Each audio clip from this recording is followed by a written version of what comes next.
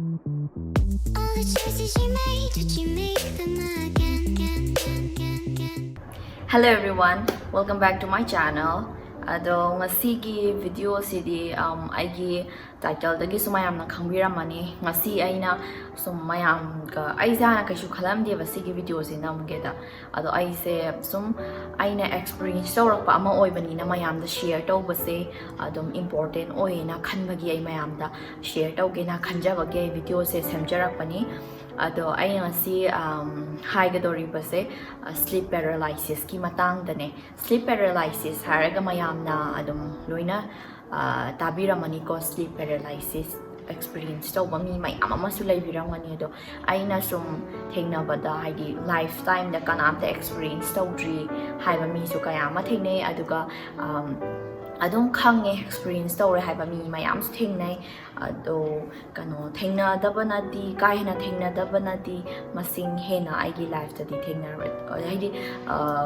yamna extreme oye sleep paralysis engonda di yamna wahalle sina maramora ka haibdi mi se kaina thengna dabagum taweba ado aingonda di shigi problem se haidi khara nga oringai tagi am laire ba do aina kamaina prevent tawe shigi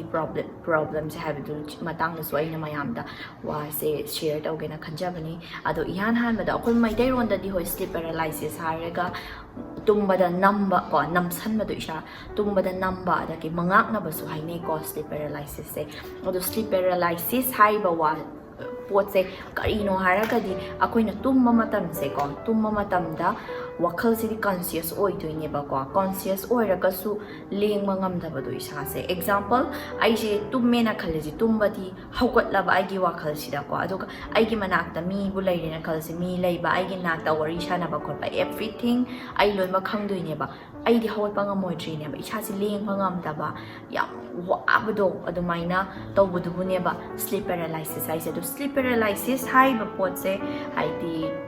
kano treatable oibra oidabra adaki doctor na khapta yengaga fagadoira haibado adugi matangduni hai sigise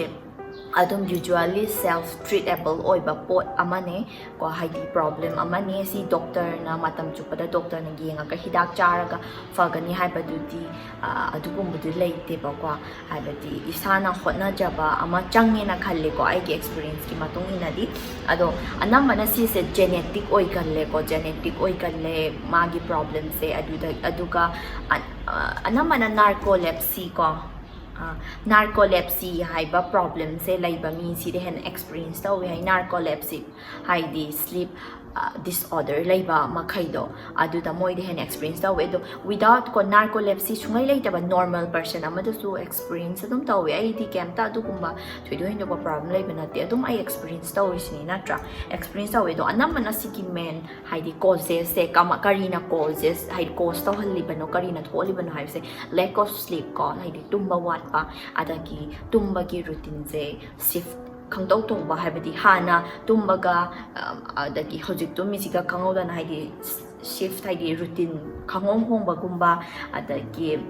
mental health issues labor ko mental health issues araga kano akoi gi kano se labor anxiety depression panic disorders adagi mayama laikre ko sigumba etc ko sigumba disorders labor mi da su sigumba sleep paralysis se thokpa ki chang se adukki mati khele ba ko aduk anambana haidi teenagers kumba adagi young adults kumba da thokpa na heli hai ado si mi mayam mafam kudi mangta si experience to was mi aduki mati yame ko aduka si se kamaina normally prevent to was normally oi by the si kamaina prevent to gani haragadi enough sleep ko enough sleep it's night haidi enough sleep hangada ba every day fazana tungadaba adagi routine ama fazana nai ba haide tumba khotpagi nuti gi routine je fazana nai ba haide amna fluctuate tawbudo aduido tawdaba adagi kano long thoga tumba do akoina pura longa ka tumba suguma problem khara lega mami de pura longa ka tumba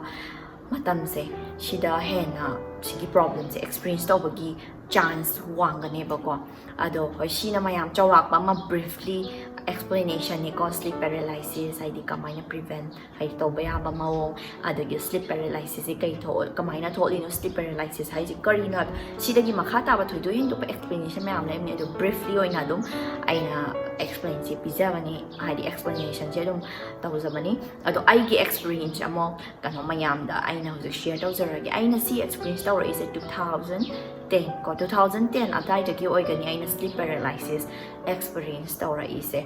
ihan han bada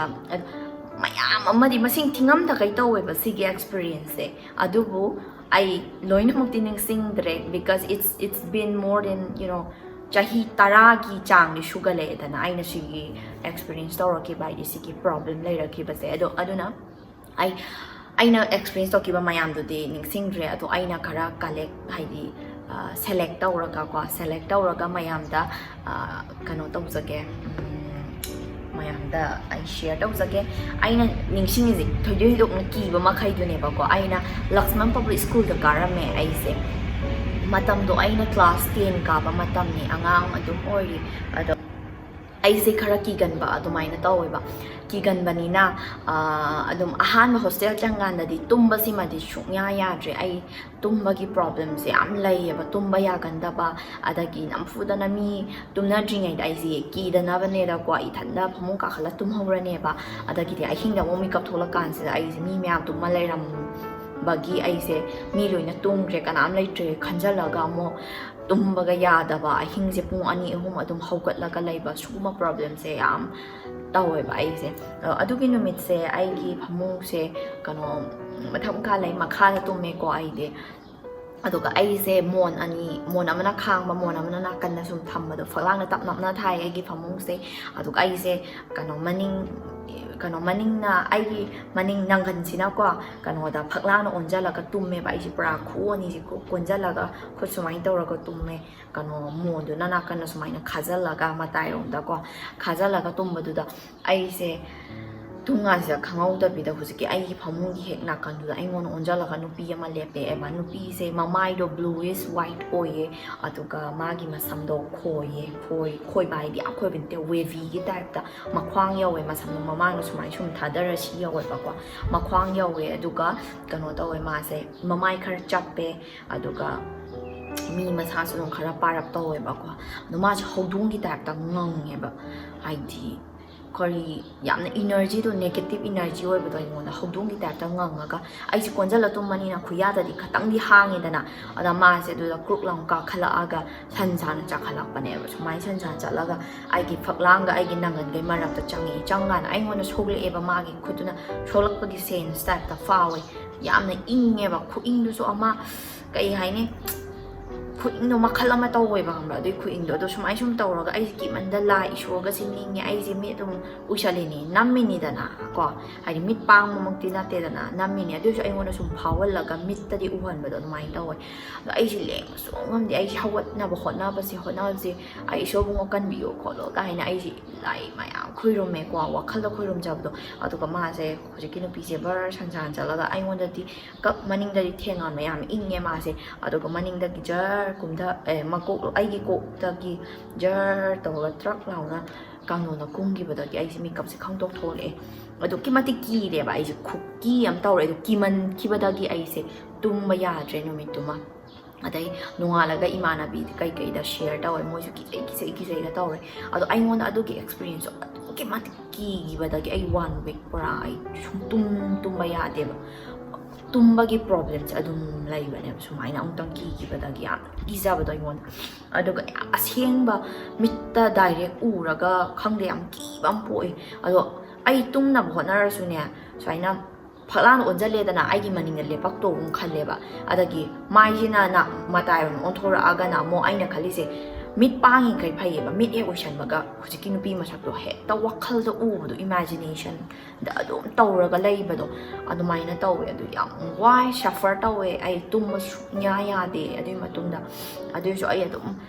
upai lei da bani na dum ngamna ba adu ki experience ma yang wagi aina class 10 mukarak ba matam da adu ki experience ade atopa su adu 10 kar kan so atopa khara dile adu dili jaro ki am khare na ki ba do ni adu ki ꯑꯗꯨꯒꯤ ꯃꯇꯨꯡꯗ ꯌꯨꯝꯗ ꯂꯩꯀꯥꯟꯗꯁꯨ ꯑꯗꯨꯝ ꯇꯧꯋꯦꯕ ꯑꯩꯁꯦ ꯈꯪꯕ꯭ꯔꯥ ꯑꯗꯨꯒꯤ ꯃꯇꯨꯡ ꯀꯩꯅꯣ ꯑꯩꯒꯤ ꯌꯨꯝꯗ ꯂꯩꯀꯥꯟꯗꯁꯨ ꯅꯣꯡꯃ ꯅꯨꯡꯊꯤꯟ ꯑꯩꯒꯤ ꯐ꯭ꯂꯣꯔꯁꯤꯗ ꯑꯩꯒꯤ ꯔꯨꯝ ꯈꯛꯇ ꯂꯩꯌꯦꯀꯣ ꯑꯩꯒꯤ ꯌꯨꯝꯗꯅꯦ ꯍꯥꯏꯔꯤꯁꯦꯀꯣ ꯐ꯭ꯂꯣꯔꯁꯤꯗ ꯏꯊꯟꯗ ꯂꯩ ꯑꯗꯨꯒ ꯏꯊꯟꯗ ꯅꯨꯡꯊꯤꯟꯁꯦ ꯑꯩ ꯉꯥꯏꯍꯥꯛꯇꯪ ꯇꯨꯝꯕꯅꯦꯕꯀꯣ ꯇꯨꯝ ꯀꯥꯟꯁꯦ ꯑꯩꯅ ꯊꯣꯡꯁꯦ ꯄꯨꯔꯥ ꯂꯣꯟꯁꯤꯟꯗꯕꯤꯗ ꯇꯛꯇ ꯉꯥꯏꯔ ꯊꯝꯃꯩ ꯅꯨꯡꯁꯤꯠꯅ ꯀꯦ ꯁꯥꯟꯅꯕꯗꯣ ꯑꯗꯨꯃꯥꯏꯅ ꯇꯧꯕ ꯑꯗꯣ ꯑꯩꯁꯤꯒꯤ ꯇꯨꯝꯃꯦ ꯑꯩꯒꯤ ꯍꯦꯛ ꯅꯥꯀꯟꯗ ꯁ꯭ꯇꯗꯤ ꯇꯦꯕꯜ ꯂꯩ ꯑꯩꯒꯤ ꯃꯤꯠꯁꯤꯗ ꯑꯩꯒꯤ ꯏꯄ꯭ꯋꯥꯗꯣ ꯐꯝꯕ ꯎꯏꯌꯦꯕ ꯑꯗꯨꯗ ꯐꯝꯃꯦ ꯑꯗꯨꯒ ꯅꯨꯄꯥ ꯑꯃꯒꯤ ꯐꯣꯝꯗ ꯑꯣꯏꯅ ꯎꯏꯌꯦ ꯍꯧꯖꯤꯛꯀꯤꯗꯨꯗꯤ ꯅꯨꯄꯥ ꯑꯃ ꯊꯣꯡꯗꯨ ꯇꯞꯅ ꯍꯥꯡꯗꯣꯛꯑꯒ ꯆꯪꯉꯛꯄꯅꯦꯕ ꯑꯗꯨꯒ ꯀꯥꯡꯁꯤ ꯃꯆꯥ ꯃꯆꯥꯒꯤ ꯃꯈꯣꯟꯁꯨ ꯇꯥꯏꯑꯦ ꯁꯨꯃꯥꯏꯅ ꯀꯗꯪ ꯇꯧꯔꯒ ꯂꯥꯞꯇꯛꯅ ꯄꯨꯔꯥ ꯏꯀꯣ ꯊꯣꯛꯑꯒ ꯇꯥꯕꯗꯣ ꯑꯗꯨꯒꯤ ꯇꯥꯏꯞꯇ ꯇꯧꯋꯦꯕꯀꯣ ꯍꯧꯖꯤꯛꯀꯤ ꯅꯨꯄꯥꯁꯤ ꯇꯞꯅ ꯆꯪꯉꯦꯕ ꯑꯩꯒꯤ ꯃꯅꯥꯛꯇ ꯑꯩꯁꯦ ꯑꯗꯨꯛꯀꯤ ꯃꯇꯤꯛ ꯀꯤꯕꯁꯦ ꯑꯩꯈꯣꯏꯒꯤꯅꯦ ꯀꯅꯀꯣ ꯆꯦꯝꯆꯥ ꯅꯪꯕꯨ ꯍꯧꯒꯠꯂꯣꯅꯦ ꯅꯪꯒꯤ ꯅꯅꯥꯛꯇ ꯅꯨꯄꯥꯁꯤ ꯆꯪꯉꯛꯑꯦꯅꯦ ꯅꯪꯕꯨ ꯍꯧꯒꯠꯂꯣꯅꯦ ꯍꯥꯏ ꯃꯪꯁꯤꯗꯅꯤꯀꯣ ꯑꯩꯁꯦ ꯍꯧꯒꯠꯅꯕ ꯍꯣꯠꯅꯕꯁꯦ ꯅꯨꯄꯥꯁꯤ ꯌꯧꯗ꯭ꯔꯤꯉꯩꯗ ꯑꯝꯇ ꯍꯧꯒꯠꯀꯦ ꯑꯩꯁꯦ ꯀꯤꯃꯟꯈꯤꯗꯅꯀꯣ ꯂꯣꯡꯊꯣꯛꯑꯒ ꯇꯨꯝꯃꯦꯕ ꯂꯣꯡꯉꯒ ꯇꯨꯝꯕꯁꯤꯅ ꯍꯦꯜꯂꯦꯕ ꯌꯥꯝ ꯊꯤꯅ ꯍꯦꯜꯂꯦꯕ ꯑꯩꯁꯦ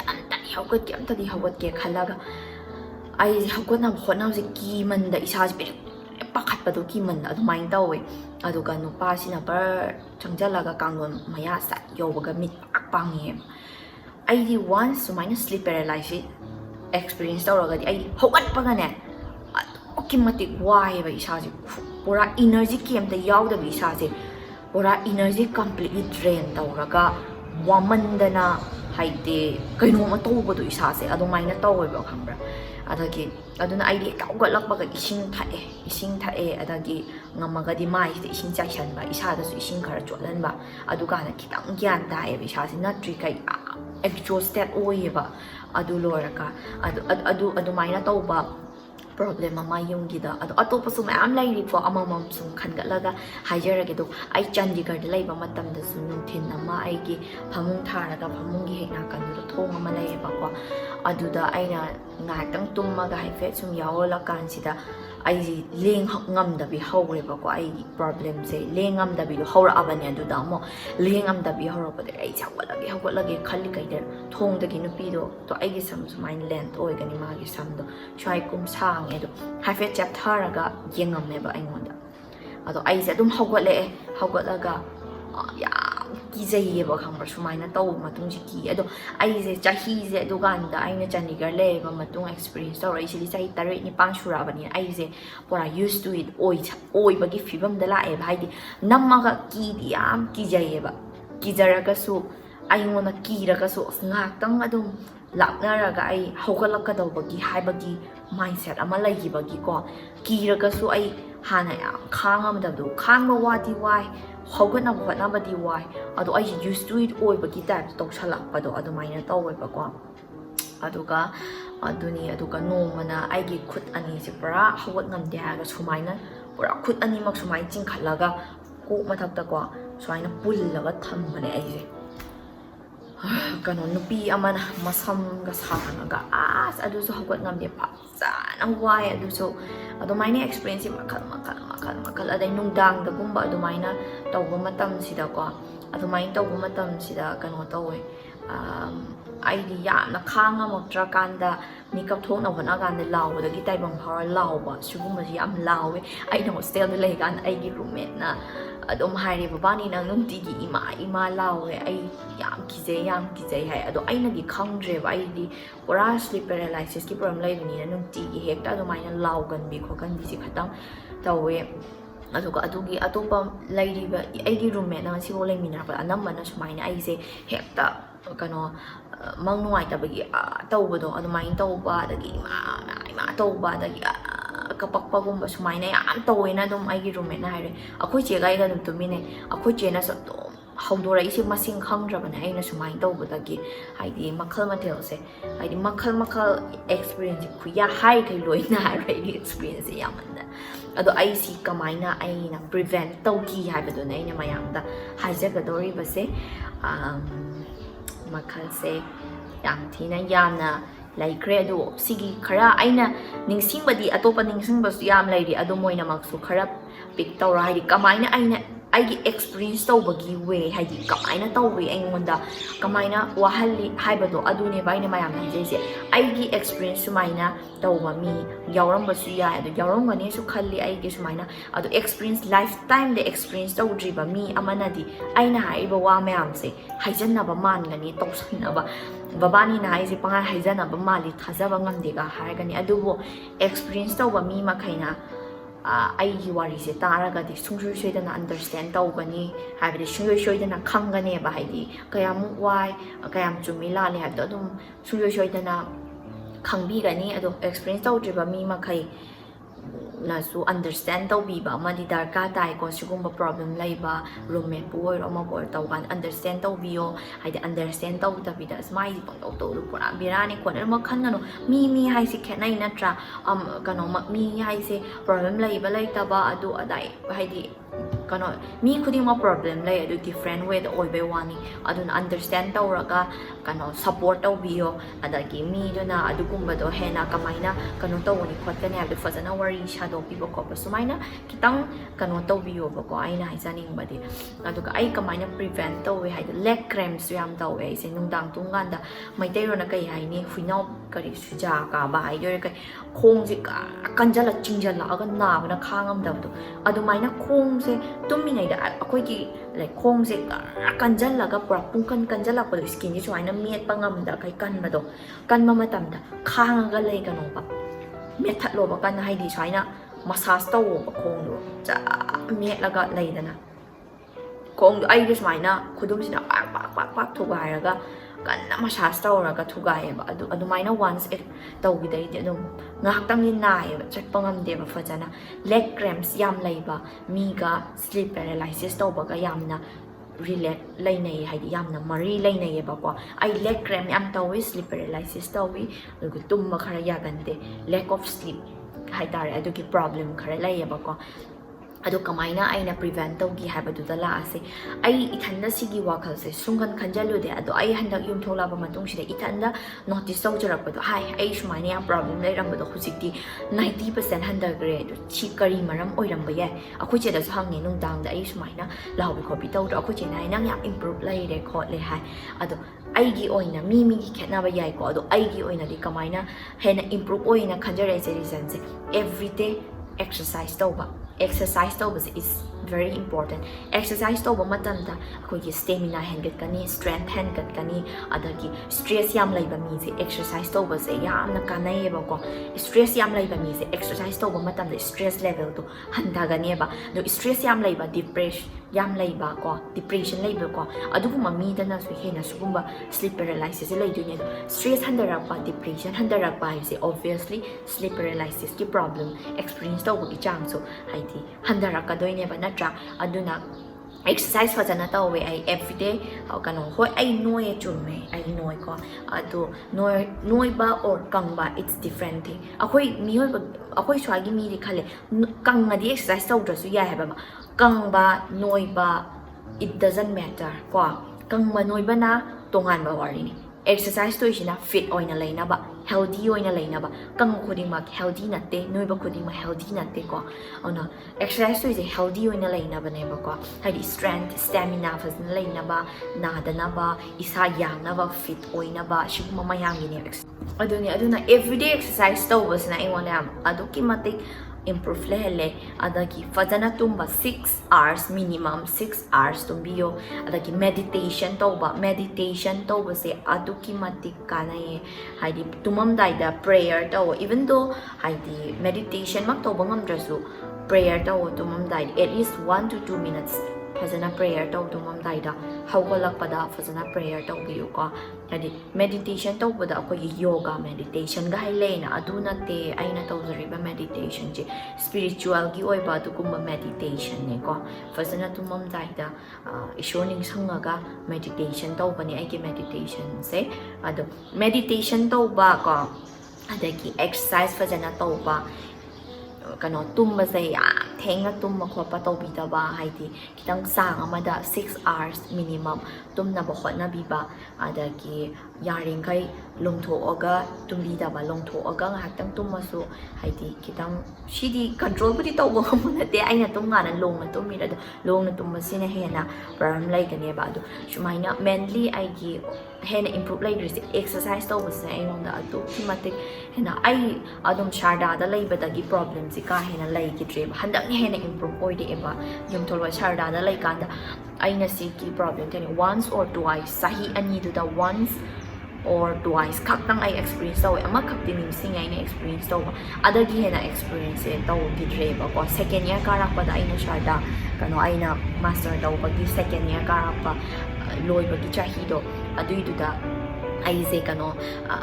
once experience tawe aduma khak ningsinge ado ai adum exercise tawe ba gym chappa khopa tawe ai hojik su everyday normally like minimum 40 minutes exercise tawe se darka dai ko ado exercise ai fazana chang naina tawi fajina chai aduga chaba matam se nungdang gum se yam yam chasan bigano small portion ko khara hanthana chabi yu tumam dai da yam chasalaga tumaga di akhuyu minus minus problem leba mi da di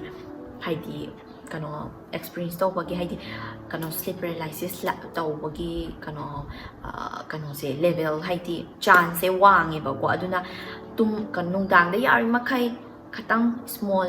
amount ta chabiyo yam yam cha salaga tum madu tobi kano adagi exercise regularly ko adagi minimum ko 6 hours kano tumbiyo sleep ko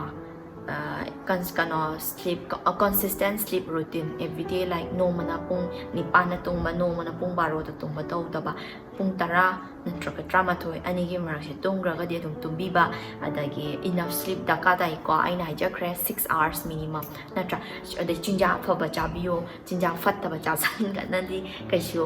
healthy oida ba ise shuguma problem lai raga di hena worst oida ka da ba khaktani suguma maintain maya ama ai fajana hoji yam yam cha san ma taw de kha da haidi frequently small amount oina chaba do dumaina chai adagi exercise tawba khotpa tumba khara chang nairpa adagi prayer tawba khotpa fajana simyam se follow tawrpa matamda 90% completely I will not say 100% kaigino haragati sometimes